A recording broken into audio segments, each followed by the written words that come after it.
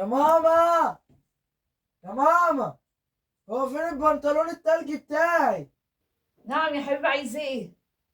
فين البنطلون التلجي بتاعي؟ ما عندك في الدولاب موكوس. فين في الدولاب دي؟ امال دي الجزامة يعني؟ ما انا قدام الدولاب اهو. ربي بقى. انت بتعمل ايه يا حبيبي؟ فين ومش لاقيه؟ هو ايه بتدور عليه؟ البنطلون التلجي. وانا قلت لك في الدولاب، هو ده الدولاب؟ امال دي ايه؟ دي الجزامة يعني؟ ده البوتاجاز ده كان يعني؟ الدولاب، ده بقى دلوقتي الدولاب عملتيه الخزين. عملتيه يعني؟ دولاب الخزين. اقفل. اها. تعالى احنا عندنا دولاب جديد دلوقتي، تعرفش عليه لسه؟ اوعى معاكي فلوس انت لا جايبه عمال دولاب ولا جديد؟ عانى. ولا معاكي جايبه؟ تعالى وانا هقول لك فين يا حبيبي، تعالى. دي بقى دولاب دلوقتي. استنى، يعني في وراها حاجه؟ لا يا حبيبي هي دي. طب حيطه. مفيش اي حاجه، انت مش عارف الشقه يعني هي دي. حيطه. انت بتدور على ايه؟ بنطلون التلجي. بنطلون التلج، عايز البنطلون التلجي؟ طب استنى، والكوتشي برضه مش لاقيه. طب اهو يا حبيبي. البنطلون التلجي والكوتشي هنا؟ ايه؟ امال فين الاكل؟ ما بقاش في اكل.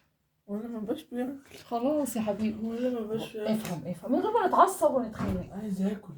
ايوه ما انا فاهمه ان انت عايز تاكل. ماشي، فين الاكل؟ ما بقاش في اكل، الحاجه دلوقتي بتتجاب بربع كيلو. في 2024 ما بقاش في رباية، ما بقاش في اكل يتخزن في الثلاجات. ده انا حتى بفكر ابيعها عشان اوفر كهرباء.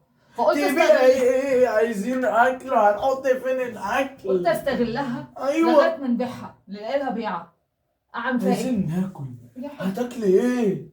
ده انا حتى كل ما بغسل حاجه بروح نشرها عليها تنشف تهوى. هو ايه؟ اي حاجه ما انت لازم تستغلها. عايزين ناكل. بنطلون اختك اهي يا حبيبي، هو ده. والكوتشيهات اهي منظمه لك حاجتك. بص الكوتشيهات فرف، البناطيل فرف، هدومي انا فرف، عادي جدا عادي جدا خالص. احنا عشان تعرف ان ماما حد منظم. منظم ايه؟ عايزين ناكل.